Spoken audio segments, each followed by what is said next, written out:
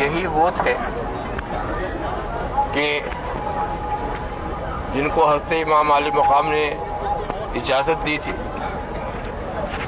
بچوں کے پیاس کو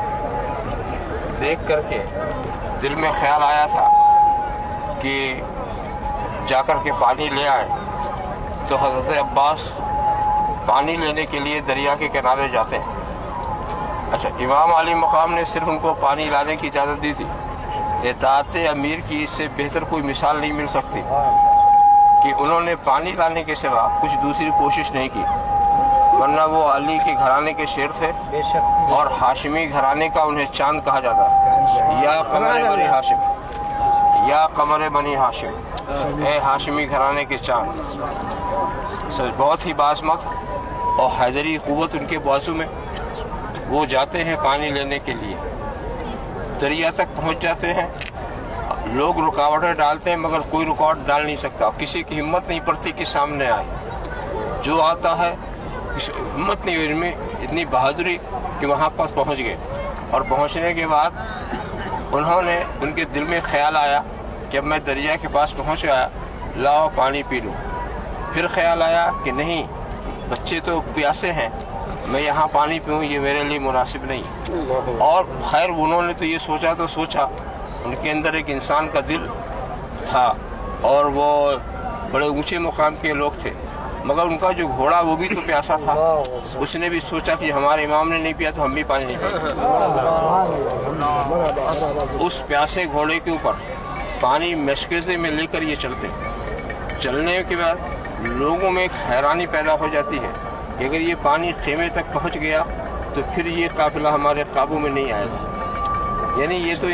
بزدلی کی انتہا دکھائی دی، بزدلی کی انتہا کہ بھوکے پیاسے لوگ، اور یہ انسانیت کے خلاف بات ہے کہ کسی کے اوپر پانی بند کیا جائے۔ اب جناب والا پھر وہاں سے حضرت عباس پانی لے کے چلتے ہیں، تو جس ہاتھ میں لے کے چلتے ہیں اس ہاتھ پر کسی شقی نے ضرب لگائی، وہ ہاتھ کٹ جاتا، آپ دوسرے ہاتھ میں لے لیتے ہیں، اس پر ہاتھ پر ضرب لگائی، وہ ہاتھ شہید ہو جاتا، آپ اپنے ہونٹوں سے اس کو پکڑ لیتے ہیں۔ خاص بات انہوں نے یہ کی کہ امام نے صرف پانی لانے کو کہا تھا اور کوئی بات، ورنہ اگر وہ جنگ کرنے پر آ جاتے تو مشکیزہ کو الگ پھینکتے اور ان کو ان کے کیفر کردار تک پہنچا دیتے، مگر امام نے تو صرف پانی لانے کو کہا تھا، اس لیے اس کے سوا انہوں نے دوسری کوئی تدبیر سے اپنے بچاؤ کی کرتے رہے۔ اور اس کے بعد جب انہوں نے ہونٹوں سے پکڑ لیا اس کو زور سے مشکیزے کو، تو پھر دشمنوں نے تیر کے ذریعہ مشکیزے کے اندر سوراخ پیدا کیا، سوراخ پیدا ہونے سے سارا پانی اس میں سے نکل گیا،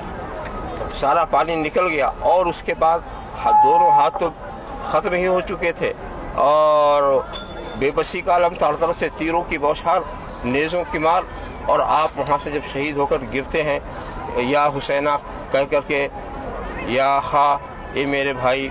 یہ حسین کہہ کے نعرہ کرتے ہیں، یا امام اے میرے امام کہہ کر کو نعرہ وہ لگاتے ہیں، حضرت امام ان کی لاش پہ آتے ہیں،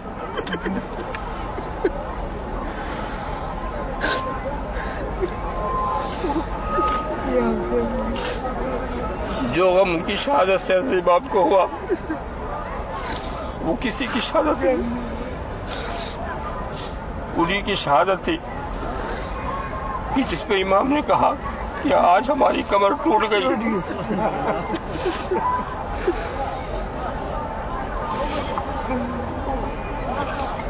تو یہ مجاہدین، یہ خدا کے شیر، ان کی ہمت کی داد دینا چاہیے۔ آپ سوچیں اور غور کریں اپنے یہاں کے حال کے پیش نظر، ایک 14 سال کے بچے کی صلاحیت کیا ہوتی ہے، ایک 18 سال کا بچہ کیا کر سکتا ہے۔ کسی کڑیل جوان کو آپ 3 دن بھوکا، 3 دن پیاسا رکھیں تو اپنی چرپائی سے اٹھ نہیں سکتا، مگر حضرت علی اکبر 18 سال کے 3 دن کے بھوکے پیاسے ہیں، حضرت قاسم 14 سال کے 3 دن کے بھوکے پیاسے ہیں، مگر دشمنوں سے لڑتے ایسا ہیں کہ کوئی سامنے آتا ہے تو بچ کے نہیں جاتا، اور پھر وہ بزدلی کی انتہا کرتے ہیں، ایک آدمی کے مقابلے میں سینکڑوں حملہ کرتے ہیں مگر سامنے آنے کی کسی میں جرت نہیں، جدھر جاتے ہیں پرے کے پرے صاف کر دیتے ہیں، مگر دور سے پھر تیر اندازی شروع کی جاتی ہے، اور تیروں سے بدن کو چھلنی کیا جاتا ہے، ایسے موقع پر گھوڑے کی پشت پر گرمی کی تیزی میں تلوار چلانا، دشمنوں کو ان کو کیفر کردار تک پہنچانا، یہ انسانی طاقت سے باہر کی چیز ہے، باہر کی چیز ہے۔ اس میں بھی شان ولایت ہے، اور یہ تو انہوں نے جو کچھ اختیار کیا یہ ان کا